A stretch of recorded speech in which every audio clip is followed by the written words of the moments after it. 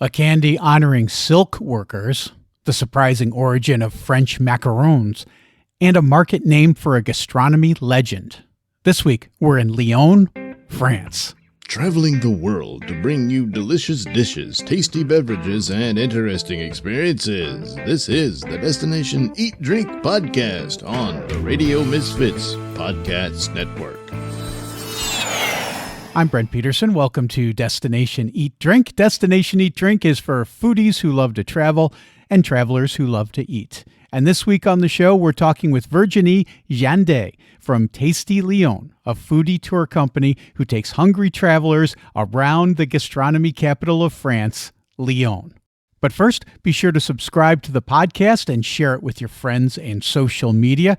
It really helps get the word out. And if you're thinking of a trip to Portugal or Spain in 2025, check out my new ebooks.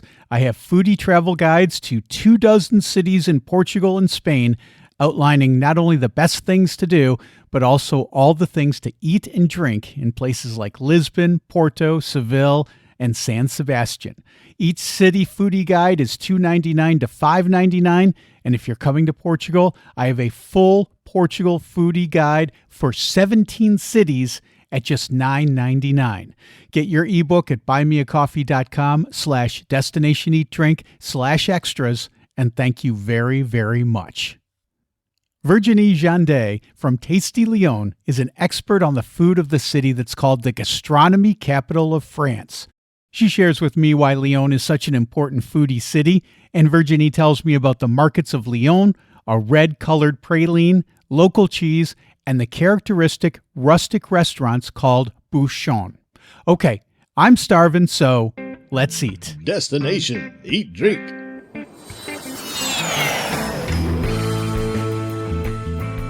I don't know, Virginie, that I've ever been to a city where food is such an important central part of the culture. Why do you think Lyon is the gastronomy capital of France? For a lot of reasons, but I think the main reason is the history of that gastronomy. Because in Lyon, we were used to welcome a lot of people during the course of the centuries. We welcome a lot of from Europe, thanks to the fairs during the Renaissance period, and thanks also to the silk industry, very developed and flourishing in the city. We welcome a lot of people from everywhere. And it was a very good thing because all these people, like tourists today, need to eat and were very interesting in discovering the gastronomy, the local gastronomy. So little by little, we built a very good culture around our local products. And one other reason is also because we are in a very lucky place in France. Lyon, it's a city, a large city today, but we have all around us a lot of places dedicated to one special culture or where we can breed a special animal. And that means that today we have the possibility to find everything: fish, meat, wine, of course, a lot of vegetables. And thanks to all these local products, we can cook everything, in fact. Paul Bocuse was used to say that thanks to good products, we have good chefs. Yes, so important to have that, to have those items that you can count on to be of a high quality on a regular basis. I didn't realize before I visited Lyon how important the silk industry was, and my understanding, you'll correct me if I'm wrong, my understanding was that a lot of that came from Italian migration, especially from Florence. I'm curious, is there any remnants of that Italian influence in the gastronomy or the culture of Lyon? Yes, a little bit, but not only Italian food and Italian cultures. In fact, when we speak about silk, of course, we speak about Italian people. When we speak about fairs, that means also bankers. So we speak also about Italian people. So yes, we have an Italian influence, but it was more an influence for silk. They introduced the local workers to their know-how, but for the gastronomy, a little bit less. Except one thing, today in France, we are famous in Lyon, but also in Paris and in other places for the French macarons. And French people love macarons, but also people who visit the France and Lyon. And in fact, we are not really sure that the macarons are French. The macarons you can find in France today with two small cakes and in the middle chocolate, jam or something. Okay, it's really the French macaron. But you have to know that in Italy, they have very good macarons. Just a small cake with almond powder. And I think this is really one example of one product that influenced the local gastronomy, the French gastronomy. But in fact, we never want to keep something from another country in France. We want to readapt and to put the French name on that. So I think it's exactly what happened with, for example, the macaron. The covered market is named the Paul Bocuse Covered Market in Lyon. And you guys at Tasty Lyon, you do tours of that market. Talk to me, describe this market to me a little bit. Oh, yes, we do a lot of tours in the covered market. This covered market, covered markets are something very usual in France. Each large city has its own covered market. We are more used to imagine metallic structure with glasses like we can find at the end of the 19th century. In Lyon, we had this structure, but it was a little bit old-fashioned and no more adapted to hygienism rules and to the modern gastronomy. So in the 1970s, the municipality of Lyon decided to move, in fact, the place of the market to rebuild a new one. Instead of to restore the historic one, they decided to rebuild a very new building. It's exactly the same we still have today. Restored several times. They increased the size because the fame of the market was more and more important. We still have the same built in the 70s. When we built the first market, it was to welcome different merchants, like in all the covered markets. But little by little, we built some small shops in the market itself. So don't imagine a classic market with tables and fruits and vegetables in the middle of the market. Nothing to see with that. In the covered market, the Paul Bocuse covered market in Lyon, we have, in fact, a kind of shopping center for food with really small restaurants in the middle, with merchants, with small shops. They can close it as a shop in the shopping center. That allows to have very exceptional products, and that allows also to keep each product on the place every day. You don't need to remove everything every day, like in an open air market, for example, with fruits and vegetables. So it's very different. It's really a shopping center dedicated to the best quality of food we can find in Lyon.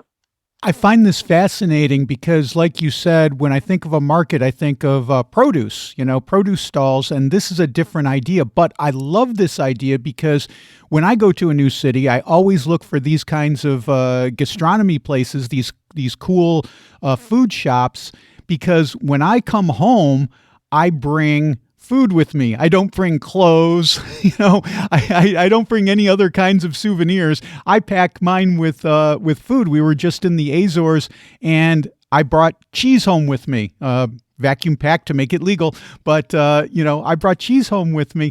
These are the kinds of things that I look for. And the Paul Bocuse Covered Market would be the place to do that. There are other produce. There are other vegetable markets. Lyon's a huge city. So there are every neighborhood has their own market. Tell me what some of your favorites are, and then I'll tell you, Virginie, my favorite market for produce in Lyon. If we speak about open air markets, we have two places really that belong to the highlights of the markets. The large, very long covered open air market on the Quai Saint-Antoine, really in the city center, along the Saône River, in the middle of the historic and touristic district. Open every morning, but a little bit more special during the Saturday and Sunday. And so this one is very famous because in the middle of the city center, you can't miss it when you are in Lyon during the weekend. But my favorite, because I lived in that district during several years, is the Marché of Croix-Rousse, the Croix-Rousse market. You have a very large one with clothes, shoes, and food on Tuesday. But my favorite is on Sunday morning, because you have also all the atmosphere of the market. You can find musicians in the streets. You can drink a glass of white wine in a terrace, waiting for your friends. You can discover the fruits, the fresh fruits, vegetables, food. You can buy your chicken for the Sunday lunch. You can also find flowers. So it's really a family place, and really the best example we can find of a French beautiful open air market. That sounds wonderful. My favorite market is one that I stumbled upon when we were going to the film museum, and in the mansions where I forget what the brothers' names, Luminaire? The Luminaire brothers. Lumière? Luminaire brothers. The bio market at Place Ambrose Courtois. Yes. Because it's a bio market. And I also had a very similar experience in that the kids, it was after school. So the parents were bringing the kids to do the shopping. And I don't know, I feel like in the States when the parents bring the kids to a market, the kids are like, oh, Mom, really? Do I have to go? These kids were engaged, involved. They were smelling the basil to make sure that it was the proper freshness, and they were tasting the cider. It was a wonderful experience, and the food was all bio. It's a great place, and I really love that market. But I go to the market with my kids, and they choose themselves which kind of fruits or vegetable or what they want to eat this week. When we see, in fact, we decide more or less the menu of the week in front of the market, depending which kind of products we can find. I would really like to talk about a few of the unique things in Lyon as far as food goes. And I want to start with sweets. We talked about healthy food, but now let's talk about sugary foods. And one of the interesting things of Lyon is the praline brioche. Can you talk about this wonderful treat? When the people arrived in France, especially from other countries, they are looking for the so famous French croissant. Okay. We love the croissant in Lyon, but for us, it's more considered as a Parisian thing. In Lyon, we have our own sweet thing for breakfast or for snacks. It's the brioche with the praline, the red praline, pink praline. The praline, be careful, because in Europe, we use the same word for different things. In the north of Europe, praline, it's a chocolate.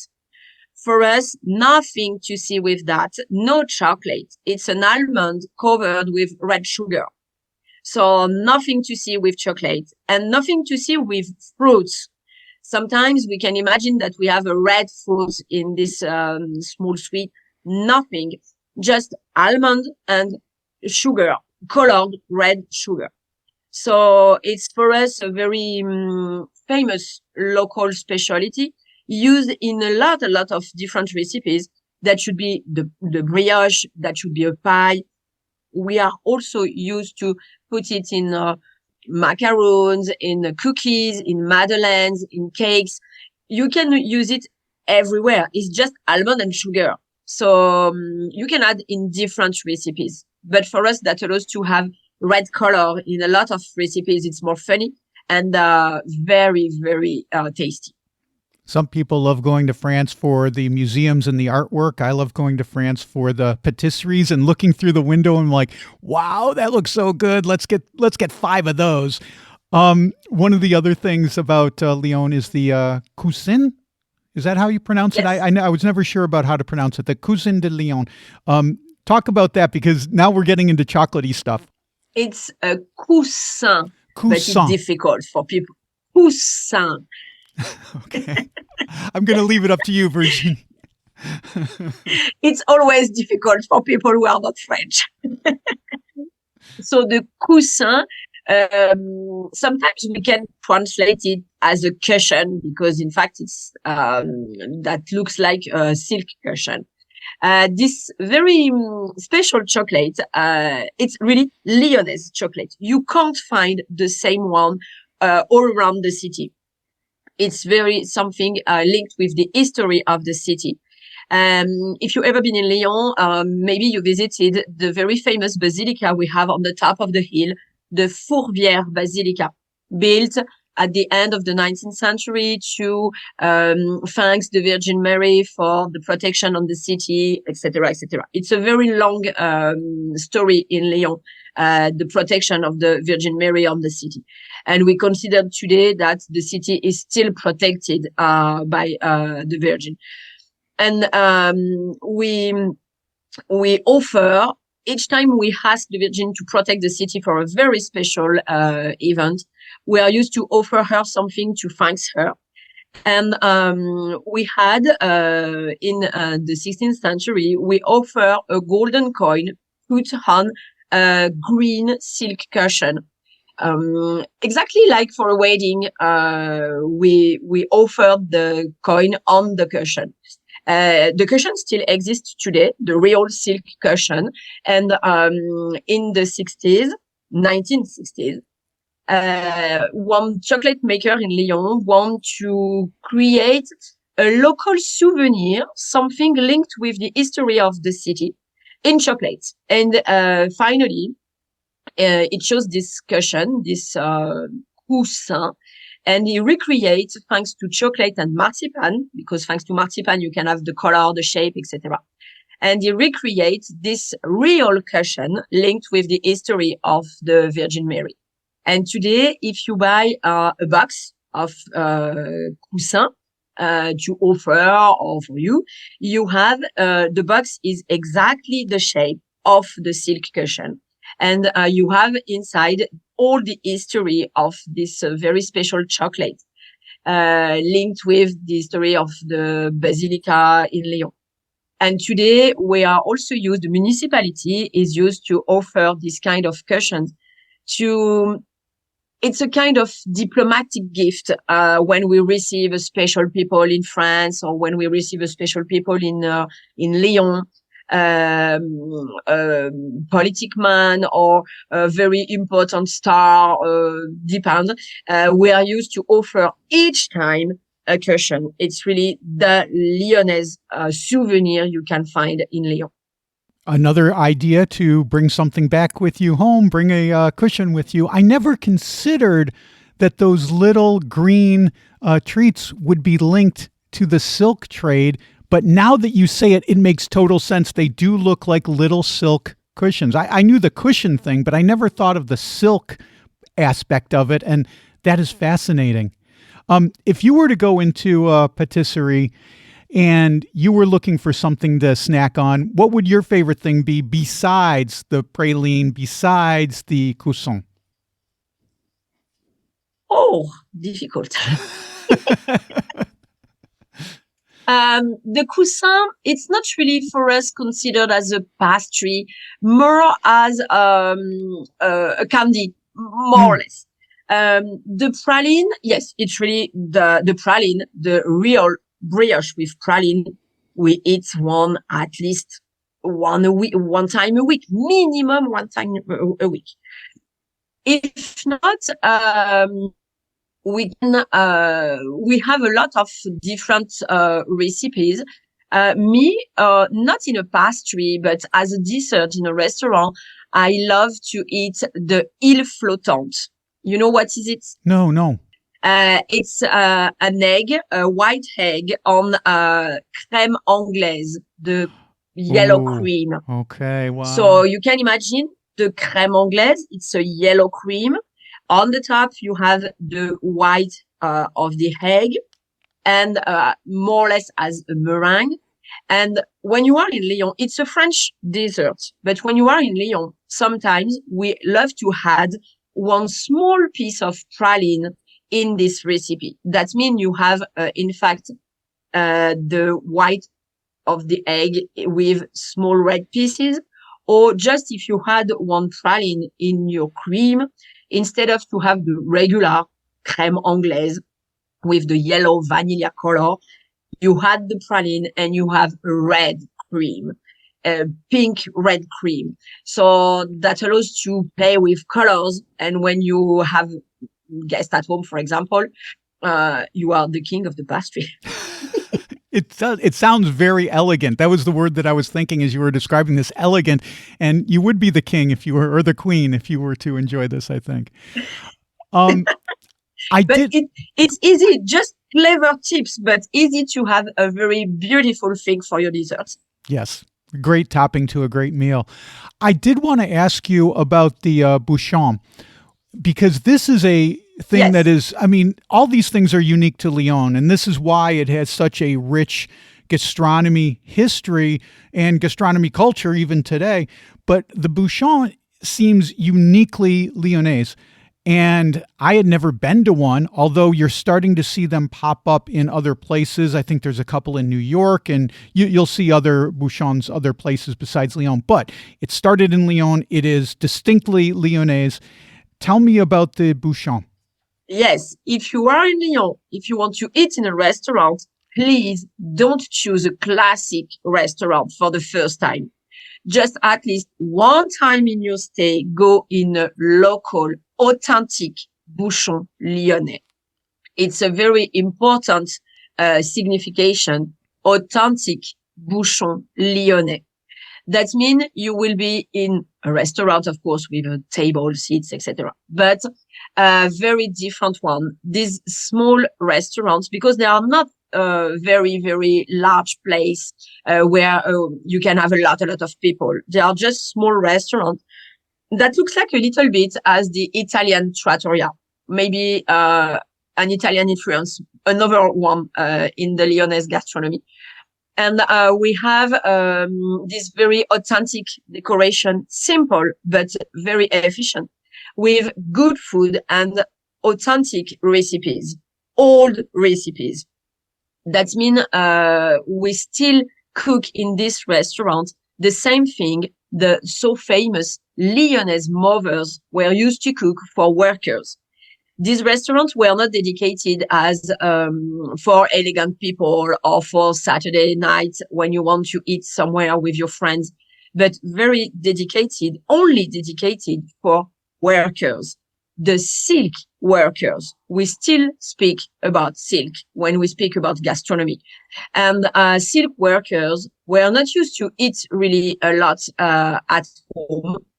They work in their own apartments. So they were used to go in these small restaurants dedicated quite only for them and for workers, where they can eat what we named the machon, a mix of charcuterie, a lot of pork specialties, very simple dishes, but good for workers.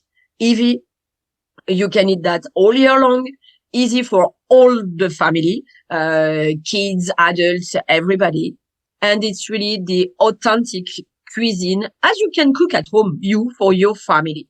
Very different, totally the opposite of another level of gastronomy we also have in Lyon, the 3-star restaurant, the Michelin-starred restaurant as the Paul Bocuse one, for example.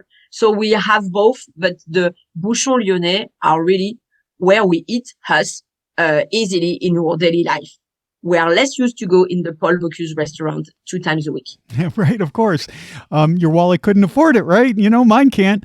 And this is where the Bouchon was where I learned very quickly in Lyon that this is a tip for anyone who goes, is to make reservations, because I thought, okay, this is a more casual type atmosphere. I can just walk in. And we walked into a place, and I'll tell you the name of it because it was a wonderful meal.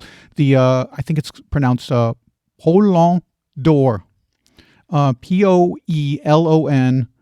and then D''OR. And it's a Bouchon in Lyon.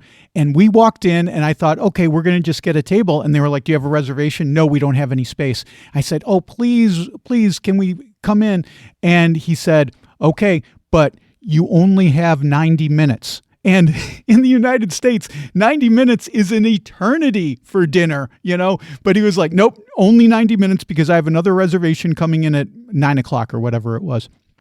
So I promised him, I said, okay, we will. I promise we'll be in and out. And after 80 minutes, I was paying the check and I looked at him and I pointed at the clock and I nodded and he said, yes, thank you very much. But it was also a memorable meal. The food was so good and it was on, wooden tables and the whole thing. It was a very Lyonese Bouchon experience. And, all these years later, I still remember it. Yes, I think if you want to discover the local gastronomy in Lyon, the market, of course, you will see. You can test if you are combined with a guided tour or something. But if you want really to test the local gastronomy as a Lyonese people, you have to go at least one time in the Bouchon. Not every day, but at least one time. Yes, highly recommended. We can't talk about any place in France without talking about cheese. Is there a local cheese that we should be sure and sample that's from the region? Yes, a lot. When not produced really in the city center, of course, but all around the city of Lyon, we have a lot of hills and reliefs. It's not flat.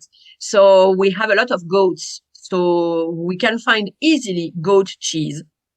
It's for us the local farm cheese, not very expensive, not very elegant, just the local cheese, but very good and really what we eat a lot at home in the daily life. And we have two Lyonnaise specialties. The Saint-Marcellin, of course, it's one cheese produced in the eastern part of Lyon.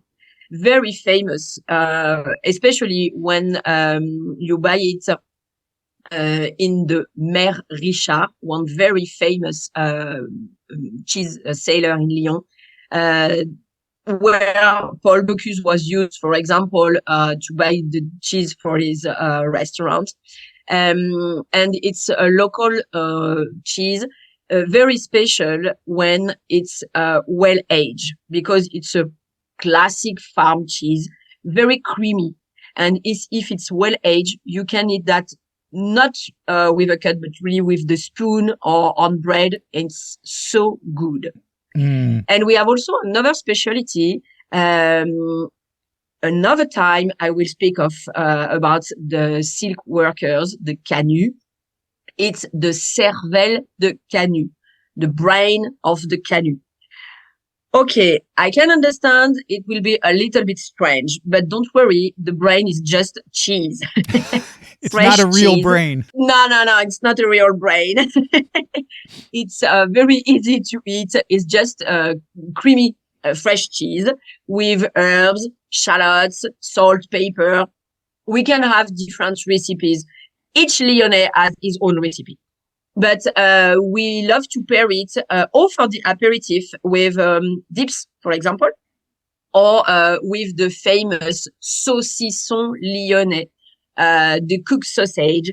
It's more or less the sauce you can add with this cooked sausage and boiled potatoes. So it's really the Lyonnaise traditional fresh cheese. Before I let you go, Virginie, tell me a little bit about wine, because this is you're close to probably the most famous winemaking region in all of France, if not all of the world.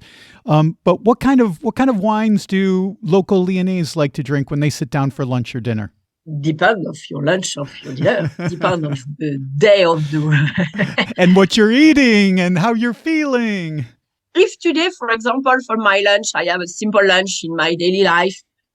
During the week, I will drink a Beaujolais, of course, a Beaujolais wine, especially with local Lyonnaise gastronomy. It's well paired with that. It's an easy wine. You can drink it every day without problem. If I want to have an aperitif with my guest, I will drink more white wine from the south of Burgundy, the Mâconnais, Pouilly Fuissé, for example. It's more elegant wine, not so sweet, but not so dry white wine, perfect for an aperitif, for example. If we are on Sunday lunch, I will prefer, for example, if I cook a very special meat, I will prefer a Rhone Valley wine, always good, always the same range of quality. So no surprise, no good, no bad surprise with the Rhone Valley red wine. And if it's Christmas, Easter, the wedding of my colleague or something like that, of course, a Burgundy wine. More expensive, more and more expensive today, but exceptional wines. Pommard, Meursault, Alox Corton, very exceptional wines. So depend on the day. Very good. Well, Virginie Jandet from Tasty Lyon, Yes. Thank you so much for being on Destination Eat Drink. It's been great talking to you. It's been great renewing my memories of Lyon, and we're going to tell people to all take your food tour at Tasty Lyon because you have lots of different tours. It's just exceptional quality because you guys are going to all of the best places and taking folks to learn stuff that they didn't know. Me, as someone who's even been to Lyon, you're teaching me all kinds of stuff that I didn't know about Lyon. So thanks again for being on the show today. It's been great talking to you, and best of luck with Tasty Lyon. Thank you to welcome me. Okay, that's Virginie Jandet from Tasty Lyon. And you can book a food tour at tastylyon.com. I've also got a link to Virginie in the show notes. And if you want to hear some more from Virginie, including why school lunches are so good in France and the legacy of Paul Bocuse, you can get that by becoming a paid subscriber on my Substack. It's just $5 a month, and you can find that at destinationeatdrink.substack.com. I've got tons of extra stuff there that you can only get on the Substack. Well, that's it for this week. Next week, it's the Destination Eat Drink Christmas special. It's a brand new episode with Christmas celebrations in France, in Rome, in Germany, even in Manila, Philippines. Don't miss that. Until then, I've got tons of new stuff at destinationeatdrink.com. I just posted a new video. This one's about São Miguel Island in the Azores. We take a road trip and try some pineapple and tea grown on the island. Plus, we sneak into an abandoned hotel with the most amazing views. You can see that by clicking on the video tab at Destination Eat Drink or by going to my YouTube channel. That's youtube.com/@destinationeatdrink946. There's also a new foodie travel guide out. It's to Aveiro, a city with canals, so it's called the Venice of Portugal. In addition to the cool boat rides you can take on those canals, there's also some great food. You can get the Aveiro Foodie Travel Guide ebook at buymeacoffee.com/destinationeatdrink/extras. Destination Eat Drink is distributed by the Radio Misfits Podcast Network and Ed Silla. Thanks, Ed. I'm Brent Peterson, and I'll see you down the road. Join us next week for another culinary adventure on Destination Eat Drink, a presentation of the Radio Misfits Podcast Network.